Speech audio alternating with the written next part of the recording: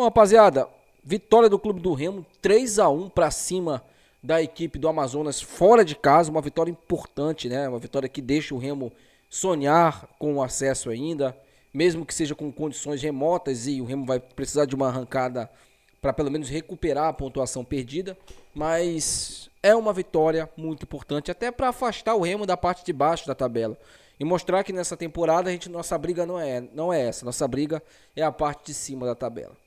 Um 3-1 que mostra o que foi basicamente o jogo. O time do Amazonas, um time fraquíssimo, né? É um dos piores times da competição.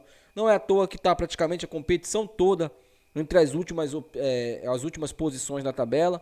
E hoje contra o Remo, pouco ameaçou o Remo. O Remo começou o primeiro tempo de uma maneira até, eu diria, lenta, né? Sonolento.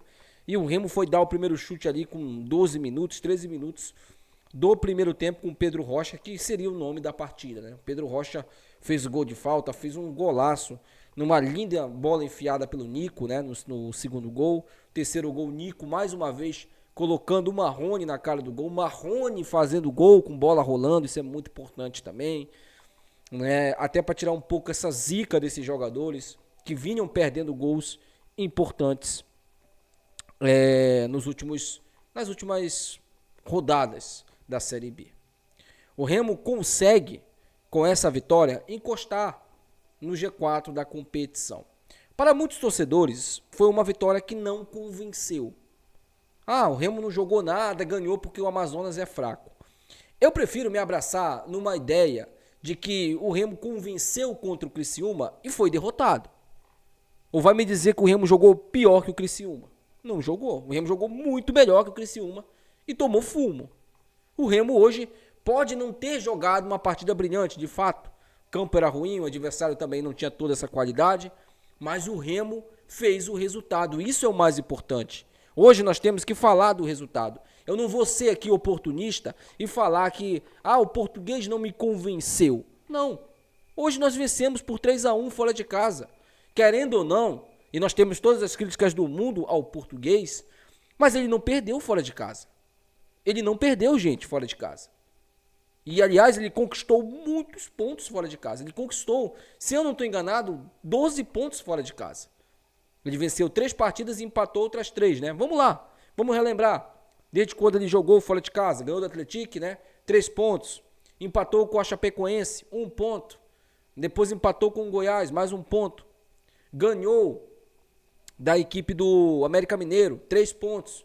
Empatou com o Coritiba, 1 ponto. E venceu agora a equipe do Amazonas, mais 3 pontos. São 3 vitórias e 3 empates do Português fora de casa. E vai ter mais um jogo agora fora de casa, contra o Vila Nova. O Remo podendo, quem sabe, vencer mais uma partida, para encostar de vez no G4. Mas o Português é horrível. Não tô nem aí. Eu quero sonhar até a última rodada com o G4. Eu quero acreditar que o Remo possa chegar ainda. Mesmo com o Português, que na minha opinião agora, é uma opinião que dificilmente eu vou mudar. Para mim o Remo subindo ou permanecendo, o Português não pode fazer parte do planejamento do ano que vem. Mas já que ele tá aí, vamos torcer para ele acertar esse time, pelo menos. Não adianta, o Braz não vai demitir ele. Não demitiu ele depois daqueles resultados horríveis que o Remo teve dentro de casa, não vai demitir agora. Então, é uma vitória importante que dá uma certa tranquilidade para o Português e principalmente para o time, que tem totais condições sim de ir lá no Oba e vencer a equipe do Vila Nova. Não vai ser fácil como foi hoje. Não vai ser. Hoje, para mim, foi a partida mais tranquila que o Remo teve na Série B. Eu achei até que o Amazonas, depois de ter feito o 2-1, iria para cima do Remo, iria com tudo para cima do Remo, que nada. É um time fraquíssimo, que não tem a mínima desenvoltura, né? Ali para conseguir abafar um time, entendeu? Então, é um resultado que o Clube do Remo consegue ali, importantíssimo, que pode colocar a gente de volta nessa briga do G4 da competição, tá? O Clube do Remo, gente, ele entrou com o seguinte time, tá? E é importante que a gente analise isso aqui também. Eu anotei aqui, tá? As estatísticas do jogo. O Clube do Remo chutou 9 vezes ao gol. Olha só como o Remo foi eficiente hoje. O Remo chutou 9 vezes ao gol, fez 5 chutes ao gol, né? 9 finalizações e 5 chutes ao gol. E conseguiu fazer 3 gols. O Amazonas chutou 19 vezes e conseguiu apenas 3 chutes no alvo, sendo um gol, né? O Remo teve 40% de posse de bola, o Amazonas teve 60%, mas boa parte dessa porcentagem foi no próprio campo. Então, se a gente for parar para pensar, né, o Amazonas ele pouco agrediu o clube do Remo, tá? Nesse jogo em si. O Remo fez o primeiro gol aos 25 minutos com o Pedro Rocha. Pedro Rocha numa linda cobrança de falta, né? O Caio Vinícius, que tá fora, inclusive, do próximo jogo, tomou o cartão. Isso é importante a gente falar, porque no próximo jogo não teremos Caio Vinícius, tá? Pavani e Marrone também tomaram cartão amarelo pelo clube do Remo. O Remo fez aos 67 minutos mais um gol com o Pedro Rocha novamente, linda assistência do Nico. Depois o Luan Silva aos 44, né, eu diria, fez ali o gol que diminuiu a partida.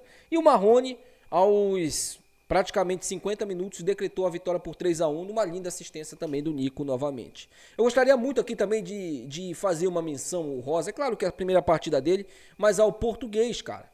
O português, o João Pedro, tá? Eu acho que ele entrou muito bem no jogo, inclusive, conseguiu fazer aquilo que a gente cobrava, né, de outros jogadores, de outros atacantes que vieram e jogaram no clube do Remo, inclusive esse Eduardo Melo, que para mim é mais um jogador de empresário que vem pro clube do Remo, porque tecnicamente ele é muito fraco, muito fraco.